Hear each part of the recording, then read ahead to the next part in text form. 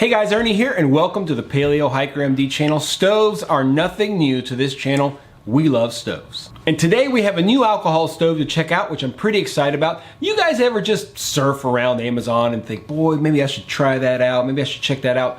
That's something I want to look at. Well, I of course do that all the time, looking for stuff to review here on the channel. And I've seen this stove for a little while and I've been very curious. Turns out I like it quite a bit, so stay tuned. I'll show you guys what I got. Thanks for watching.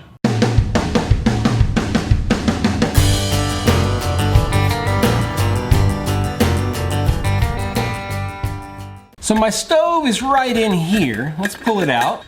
Many of you might have seen this stove. This is the Lixada camping alcohol stove. It's stainless steel.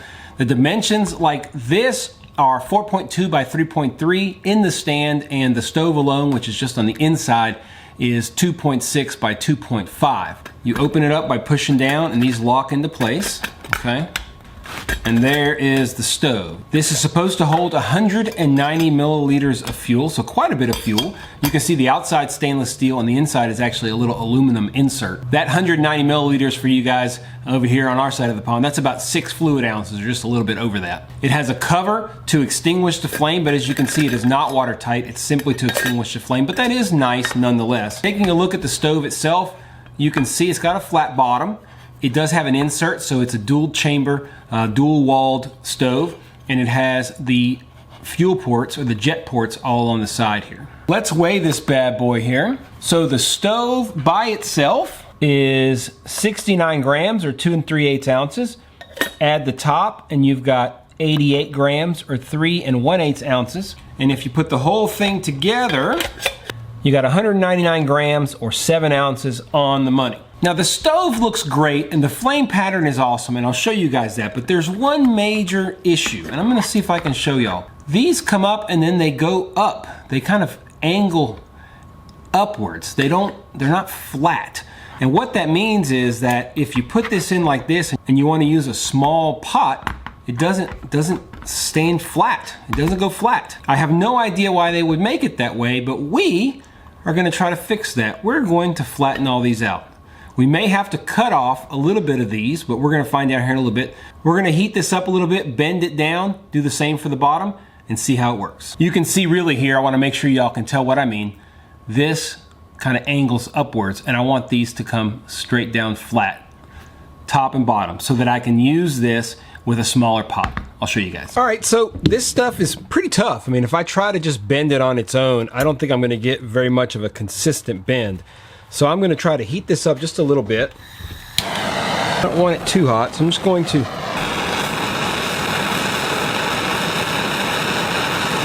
heat it for, I don't want to get it red necessarily. I mean, I may have to, but I'm gonna try to do this kind of gingerly. All right, let's see if I can bend it now. You see it's turning a little bit of color.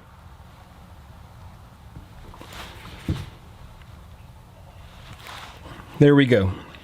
That's pretty flat. Let's see if I can show you all the difference. Of course, you're going to have to be careful because this is hot. You can see the difference between the ones down here and this one right here. So we're going to do that for all 4 of these. You can see how easy it was. You want to be careful, don't overheat it, but you can easily bend it to basically 90 degrees, as you can see. And I'm going to try to do the same for each one. All right, I did one side just to give you an idea. This is what it comes like from the factory. You can see the difference right here. I've already got this side and you can see it lays nice and flat. Now we're gonna do the same thing for the top.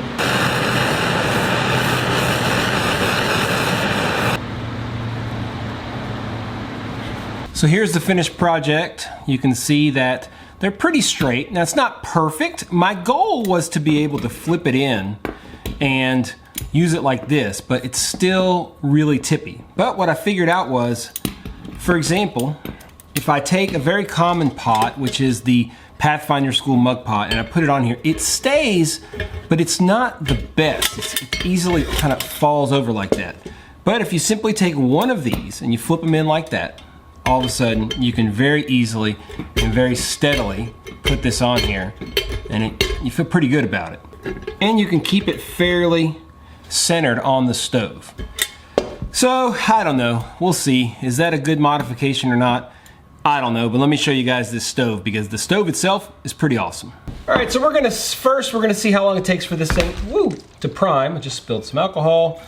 We're just gonna throw a little bit of alcohol in here. Good golly, I'm not very good today, am I? Let's light this thing up. And let's just wait and see how long it takes for it to prime. I've got it on a timer. I won't bore you guys, but I'll tell you, you just have to trust me how long it takes to prime.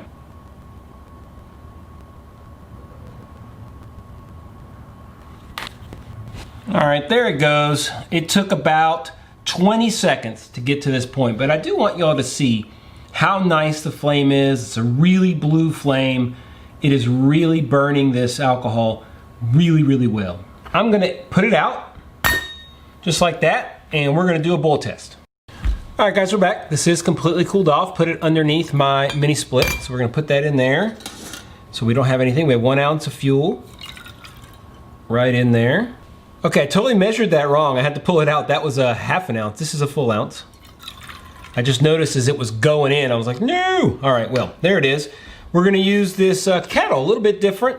I figured out I could put the temperature probe straight through the spigot here, and it works pretty well. So let's light this thing up. Let's see, we've got this 212-67. All right, light it up. Put this on there. Start this up. And let's see what we get as far as a boil time. I do have a little bit of a windscreen here on the side just to protect it a little bit, like I always do from my mini split. So that way we can keep things pretty consistent here.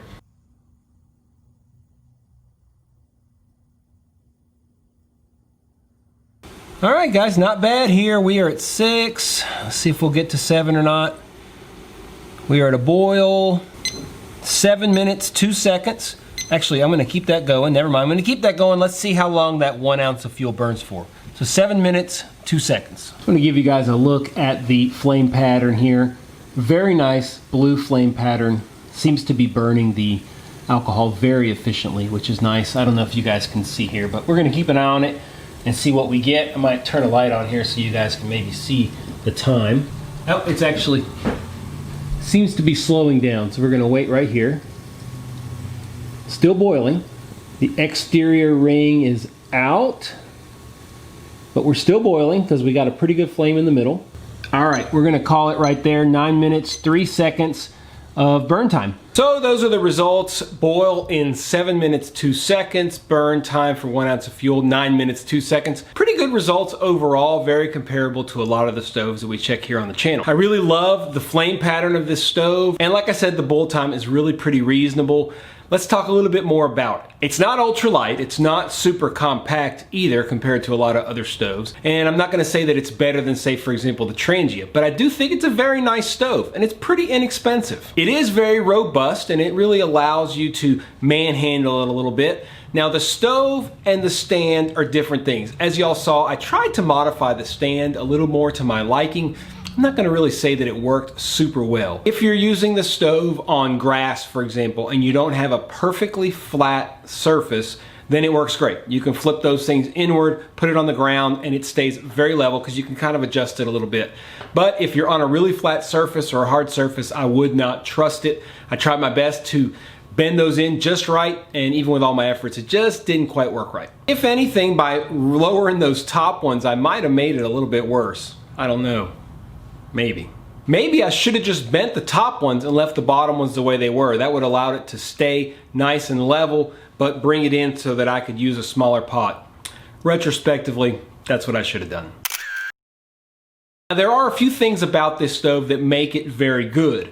First of all, it's a high volume stove. You can put 6 ounces of fuel into this thing and it'll burn for a long time. So if you're car camping or you're out camping, backpacking, and you're gonna be, say, for example, boiling a pretty large pot of pasta and you need to let it boil for a long time, I tell you, this thing will boil for a pretty good long time on 6 ounces of fuel. 1 ounce of fuel was 9 minutes. Say 5 ounces of fuel, we could be looking at 40, 45 minutes of burn time. I'm not gonna do that experiment because I'm not gonna watch it, but if you extrapolate the numbers out, that's what you should get. If you're looking at something like the TRANGIA, I think that it works just as well or better. It also has, of course, the cap that you can screw on, and it's very robust as well, but it does not hold nearly that much fuel. So I think the one place that this particular stove wins out is the fact that it has such a high volume of fuel. It's not gonna replace any of my ultralight stoves. It's not gonna replace my TRANGIA. The stove itself, I think, is better than the actual stand. So maybe I'll try to come up with some different kinds of stand that will allow it to work with smaller pots easier, or it'll just hang out on my shelf like a lot of my other stoves that I use every once in a while just for fun. So what do you guys think? You like this stove? It is a very popular stove. I think probably a lot of people think about getting it because when you search alcohol stove on Amazon, it is one of the first ones to come up. I think we looked at some of the positives, some of the negatives. I think it's a very good stove. I think the stand is questionable. I think if you take the stand and you do what I said, you just flatten out the top instead of flatten out the bottom, and I think you'll probably be better off. That way you can bring them in, cut them off a little bit, bring them in. You can use a very small pot, but still be able...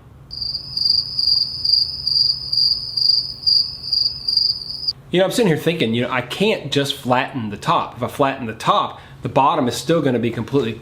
Yeah, I don't really think you can modify this base very well. If you could bend them very carefully, maybe if I got them super hot, red hot, and then pounded them out, I just don't have that kind of equipment to do that very well. I think you could do it, but I didn't have what I needed to get it done. It is better, but it's not what I wanted. Guys, I have an entire stove playlist about all kinds of stoves. We're nearing about 70 videos on that playlist. I'll leave a link down below and at the end of this video as well. If you like the video, do me a favor, hit the thumbs up. Really, really helps spread things across YouTube. And if you want to make sure you don't miss any videos, hit that subscription button. If you want to be notified every time I publish a new video, hit that ding dong bell and you'll get an email notification on your phone, whatever it is, so you can come check out the latest and greatest stuff we've put out on the channel. I really appreciate all the support recently, guys. I'm really enjoying doing YouTube. I'm having a lot of fun with it. It's a lot of work, but I'm managing to keep it fresh and keep it exciting. So as always, stay tuned for more videos here on Paleo Hiker MD.